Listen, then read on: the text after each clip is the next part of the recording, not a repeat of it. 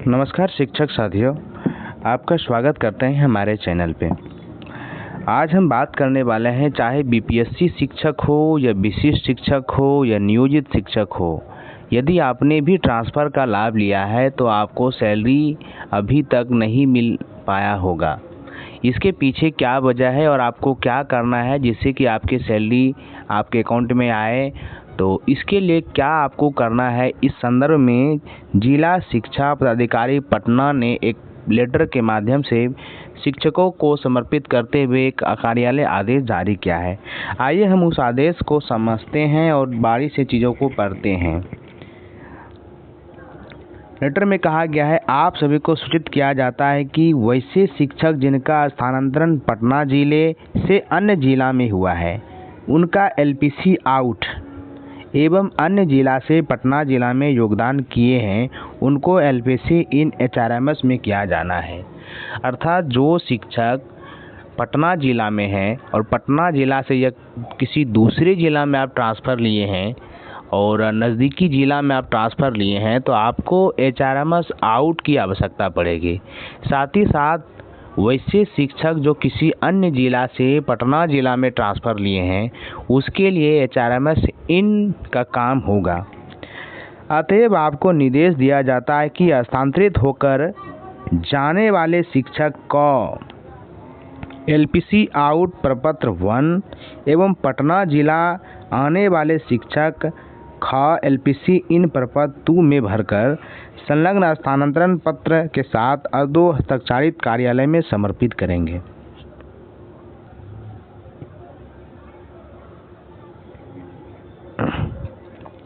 साथ ही साथ कहा गया है कि नया ध्यान देंगे, जो शिक्षक एलपीसी आउट का फॉर्म प्रपत्र 1 भरेंगे, प्रपत्र क्या है वो आगे इस लेटर के माध्यम से संलग्न है, मैं आपको दिखाऊंगा, और प्रपत्र 2 क्या है जो एलपीसी इन का फॉर्म है वो भी मैं आपको दिखाऊंगा। साथ ही साथ कहा गया है कि जिले के अंदर हस्तांतरण के मामले में जिस प्रखंड में योगदान दिए हैं, योगदान देने वाले प्रखंड में प्रपत्र 3 भरकर जमा करेंगे। अब देखिए, जो शिक्षक जिले के अंदर, सेम जिला के अंदर जिनका ट्रांसफ़र हुआ है, तो वैसे शिक्षकों को भी एचआरएमएस पर अपने बीआरसी में आपको प्रपत्र 3 भरकर जमा करना है, तभी आपकी सैलरी स्टार्ट होगी।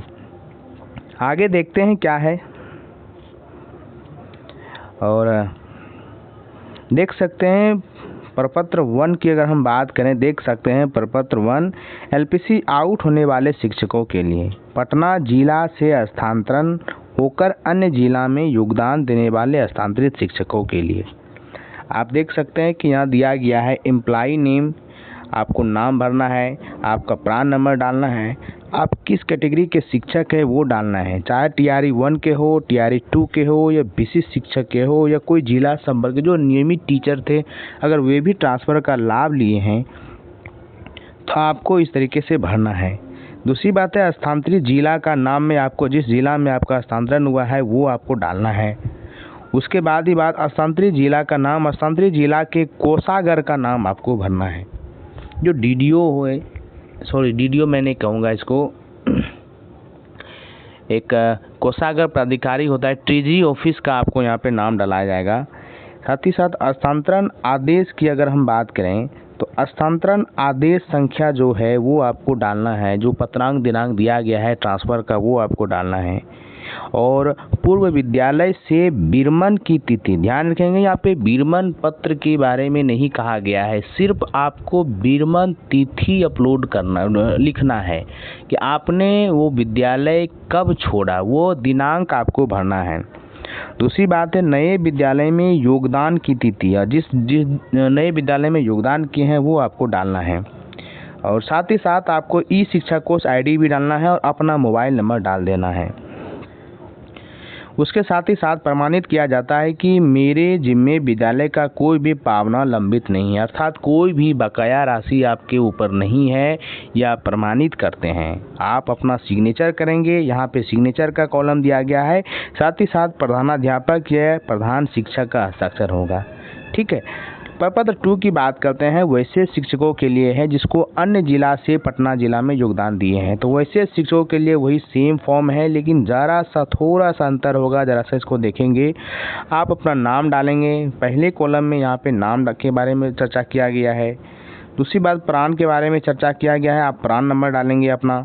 अब किस कैटेगरी के शिक्षक है, टीआरई 1 है, टीआरई 2 है, या बीसी शिक्षक है, या कोई जिला संवर्ग के शिक्षक है। उसके वर्ग डालेंगे आप कौन से वर्ग के शिक्षक है, 1 to 5 है, या 6 to 8 है, या 9 10 है, या 11 12 के शिक्षक है।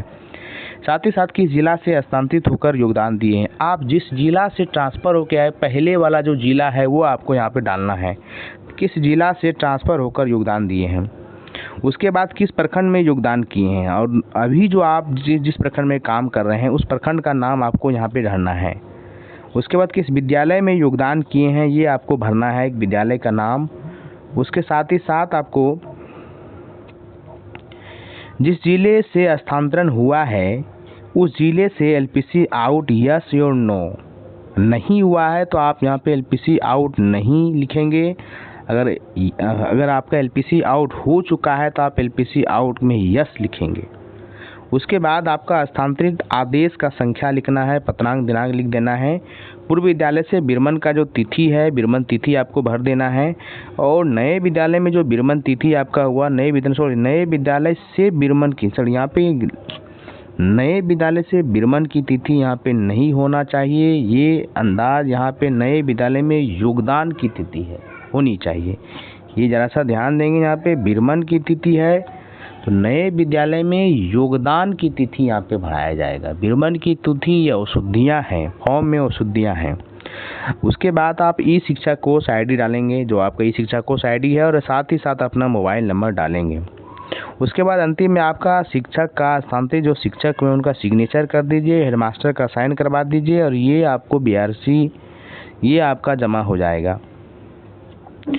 प्रपत्र 3 की बात करते हैं, वैसे शिक्षक अंदर है जो सेम जिला में ट्रांसफ़र लिए, अंतर मतलब अपने ही जिला में किसी दूसरे प्रखंड में ट्रांसफ़र लिए हैं, उनको भी फॉर्म भरकर बीआरसी में जमा करना है। यहाँ पे लिखा गया है कि जिला के अंदर एवं दूसरे प्रखंड से स्थानांतरित होकर देने वाले शिक्षक स्थानांतरित शिक्षकों के लिए आपको भी अपना यहाँ पे एम्प्लॉई नेम डालना है, जो आपका नाम है। उसके बाद प्राण नंबर डालना है, आप किस कोटि के शिक्षक है, टीआरई 1 2 बीसी शिक्षक या जिला संवर्ग के शिक्षक हैं। उसके बाद आप अपना वर्ग लिखेंगे। उसके बाद किस प्रखंड से स्थानांतरित होकर योगदान किए हैं, पहले आप कहाँ पे काम कर रहे थे उस प्रखंड का नाम आपको बताना है। दूसरी बात है कि किस प्रखंड में आप योगदान किए हैं, वर्तमान में आप किस प्रखंड में योगदान किए हैं उस प्रखंड का नाम आपको लिख देना है। किस विद्यालय में योगदान किए हैं, अपना विद्यालय का नाम लिखना है। स्थानांतरित आदेश की संख्या को लिखना है कि आपका जो पत्रांक दिनांक है, जो लेटर के माध्यम से आपका स्थानांतरण हुआ है उसका पत्रांक दिनांक क्या है, वो चीज़ आपको भर देना है। साथ ही साथ पूर्व विद्यालय से विरमण की तिथि आपको पता करना है। कि ध्यान रखेंगे यहाँ पे विरमण पत्र की मैं बात नहीं कर रहा हूँ, विरमण तिथि की चर्चा की गई है। आपको सिर्फ डेट भरना है, सिर्फ आपको तिथि भरना है कि आपने किस तिथि को विद्यालय छोड़ा। आमतौर पर जो शिक्षक 23 तारीख को विद्यालय योगदान किए हैं उनको 22 तारीख तक विरमण मिल गया है, या जो आप अपने हिसाब से भर लीजिएगा जो आपका विरमण है। दूसरी बात है कि नए विद्यालय में आप कब योगदान किए हैं वो योगदान तिथि आप डाल देंगे। लिखा गया है कि ये पत्र जिस प्रखंड में योगदान दिए हैं वहाँ के बीआरसी में आपको जमा करना है। ये पत्र जो आप भरिएगा, पत्र 3 जो भरिएगा, तो जहाँ पे आपका ट्रांसफ़र हुआ है वर्तमान में जहाँ पे आप काम करने वाले हैं अभी, तो वहाँ के बीआरसी में आपको भरकर जमा करना है अपना सिग्नेचर के साथ और प्रधानाध्यापक के सिग्नेचर के साथ। तो ये कुछ महत्वपूर्ण जानकारी था और उम्मीद करते हैं कि आपको ये पसंद आया होगा। तो अगर आपको हमारा काम पसंद आता है तो हमारे चैनल को सब्सक्राइब कर दीजिए और हमें लाइक और कमेंट कीजिए। अगर कोई भी आपको जानकारी चाहिए तो मैं प्रयास करूंगा कि आपकी कमेंट का मैं रिप्लाई कर सकूं। तब तक के लिए धन्यवाद आप सभी का।